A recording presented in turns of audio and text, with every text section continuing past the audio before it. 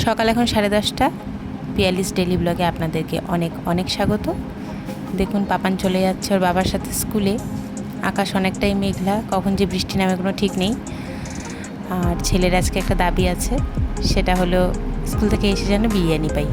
তবে আমি ওকে বললাম চিকেন মাটন কিছুই তো নেই ঘরে, কী দিয়ে বিরিয়ানিটা করব। তবে ও বললো কিছু একটা দিয়ে তুমি বানিয়ে দেবে, তবে বিরিয়ানি যেন আমি পাই স্কুল থেকে এসে। তো অনেকটা সময় এখন আমার একাকিত্বেই কাটবে নিরিবিলিতে, কিন্তু কাজ করতে করতে কখন যে সময়টা পার হয়ে যায় টেরও পাই না। তো ঘরে এসে অনেক কাজকর্ম সেরে স্নান পুজো দিয়ে বিরিয়ানির অ্যারেঞ্জমেন্ট করতে শুরু করেছি।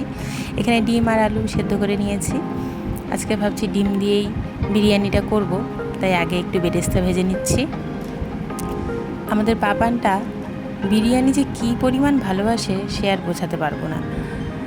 মানে এত ভালোবাসে, সে শুধু আলু দিয়েও যদি বিরিয়ানি বানিয়ে দেন সেটাই ওর মানে পরম আনন্দে খাবে।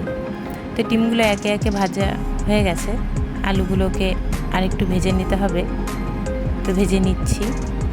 আর এই ফাঁকে আমি মশলাগুলো করে নিয়েছি, জিরে, আদা, টমেটো, লঙ্কা সব একে একে আমি মশলাগুলো করে নিয়েছি।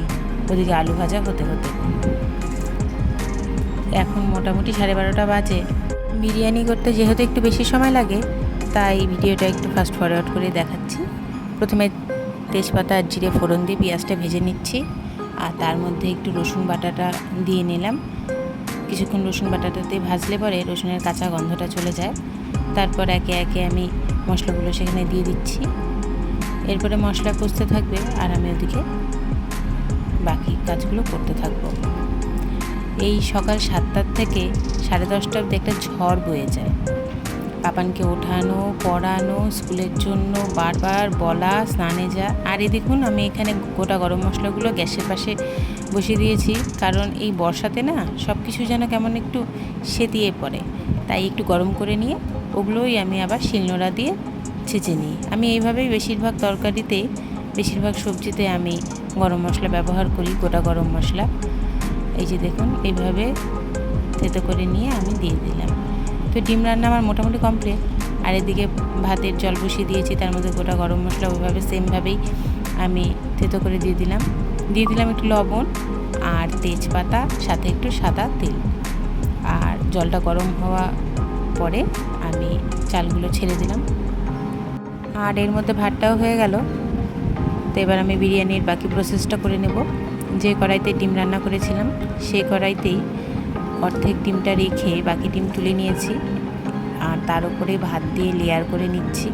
দিয়ে দিয়েছি বেরেস্তা, ঘি, বিরিয়ানি মশলা, কেওড়া জল, গোলাপ জল সব দিয়ে সেকেন্ড লেয়ার করে একবারে দমে চাপিয়ে দিয়েছি। আজকে বিরিয়ানিটা এইভাবে করছি, আর একটা তাওয়ার উপরে এভাবে বসে দিয়েছি। মিনিট 15 দমে থাক, আর বিরিয়ানি আমার রেডি।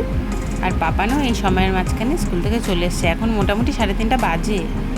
তো দেখুন কতটা সময় লাগলো। এবার ছেলেকে খেতে দেওয়ার পালা। খাবারটা রেডি করে নিয়ে আমি চলে যাচ্ছি ওর সামনে। স্কুল থেকে এসে চুপ করে বসে এখন টিভি দেখছে। দেখুন ওই দেখুন পা ছড়িয়ে বসে আছে। আর বিরিয়ানিটা দেখে দেখুন মুখে হঠাৎ করে হাসি, আর হাতে রিমোট নিয়ে বসে পড়লো থালা নিয়ে। কোথায় যে খেতে বসতে হবে ভুলেই গেছে। বিরিয়ানি পেয়ে হাতে দেখুন খেতে শুরু করে দিয়েছে। আর ক্যামেরার সামনে খুব একটা আসতে চায় না, লজ্জা পায়।